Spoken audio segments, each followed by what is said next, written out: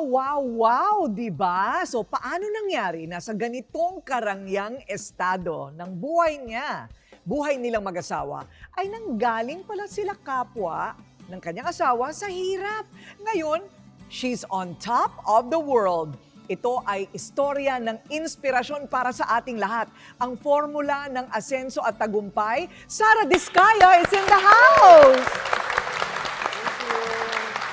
Grabe naman yung house mo. Ibang klase. Talagang ako'y napanganga.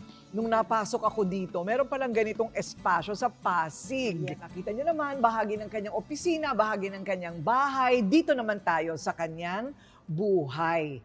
Hindi mo iisipin, born in London, Yes. England. Yes. Tama? Tama. O, ipaliwanag mo kung bakit. Yung mom ko, dati siyang OFW sa UK.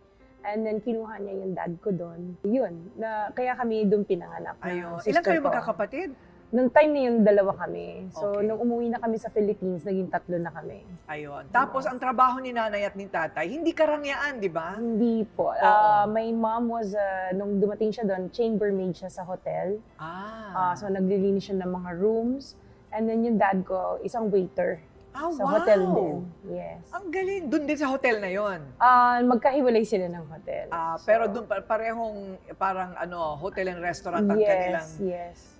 pinag-aralan siguro at doon. Totoo ha? Mhm. Nakakatuwa, chambermaid sa hotel. Yung Yes. tatay mo naman waiter. Yes. Okay, Oo. wala po sila sa Buckingham Palace. Okay, nagkataon lang OFW sa London ba mismo? Sa parang suburbs of London. So parang malapit kami sa Heathrow Airport. Ayun. Mhm. Tapos, kumusta naman ang pagiging pinanganak ka doon? Paano naman ang kabataan sa London? Kasi parang assuming na because I was born in the UK, maganda ang buhay namin. So ang parents ko, since waiter ang dad ko and mami ko chambermaid sa hotel, so kami, we lived in a council flat which is pabahay ng gobyerno. Libre yung pag-aaral namin kasi we studied in public schools.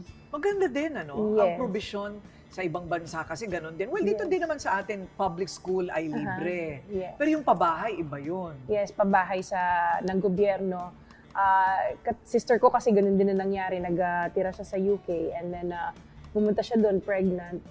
Pinabahay din siya ng government, wala siyang work so binigyan din siya ng decorating allowance. So Wow. yung mga ganun na May provisions. may mga ganong provision ng gobyerno Yes. ng London. Yes, Wow. meron. Maganda ang provision ng gobyerno pero maliban doon, rumaraket pa rin yung nanay at tatay mo. Yes, kasi chamber